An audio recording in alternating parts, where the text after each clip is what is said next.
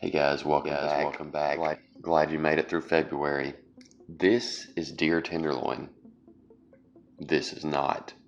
But we're going to turn it into something just as good, or maybe better. These are two muscles that I cut out of the hindquarters of a deer, so they would be the equivalent of like a eye round off beef. So a pretty tough cut of meat. Just going to dry brine these for a few hours in the fridge, just salt, pepper, and garlic powder.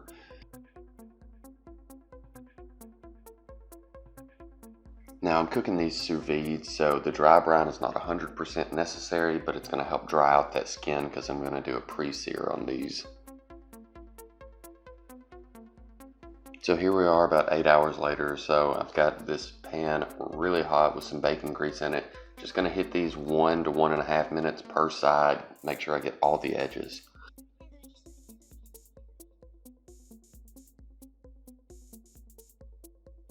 The main reason I'm doing this is just to make sure that there isn't any surface bacteria on these pieces of meat that could survive at lower cook temperatures over the course of 24 hours, because that's how long we're cooking this thing.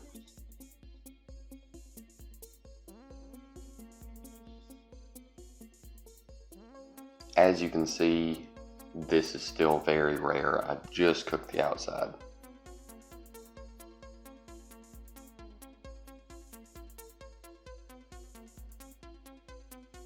Okay, I have a small caveat here because this was a very young deer, about a year old. So right off the bat, it's going to be a little bit more tender than an older deer. So I've got a piece that I trimmed off that I'm just going to cook just like it was a steak, and we're going to see how tender it is.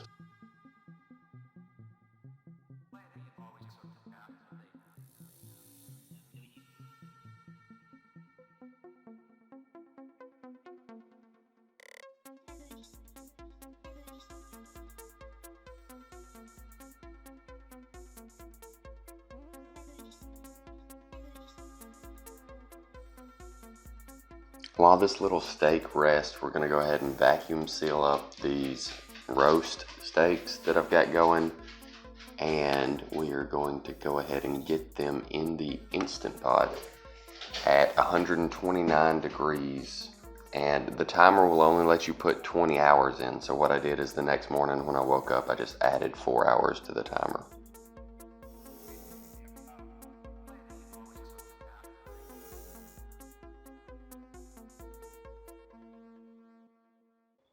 Okay, so here's this little steak, and yes, it is edible. It does have quite a bit of bite, quite a bit of pull here.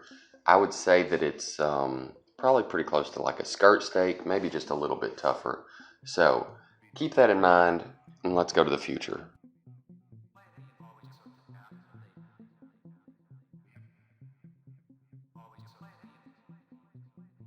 Welcome to the future, guys. It's been 24 hours. We're going to pat these things dry and put a sear on them.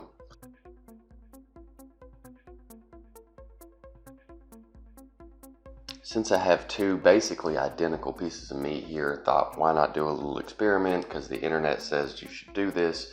This first one is just seared off in bacon grease, a minute, 2 minutes per side, just to get some color on it. And this second one, hope you're sitting down, which you probably are because you're probably watching a YouTube video. Mayonnaise. Yes, I took some mayonnaise and I brushed all over the outside of this, seared it about a minute aside, and that crust came out perfect. I will probably never go back to not searing steaks in mayonnaise after this. I mean, that's just absolutely beautiful. I couldn't do any better if I painted that crust on there. That's perfect.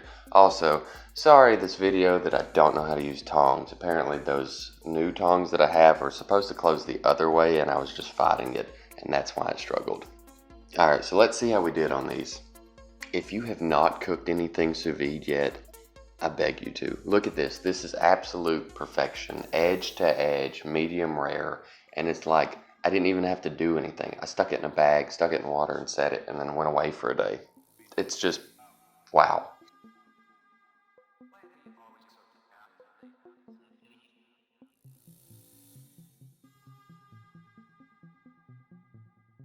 But how tender is it? 24 hours. How tender is it? Well, spoon? Yes, a freaking spoon. Thanks for watching, guys. Hope y'all enjoyed.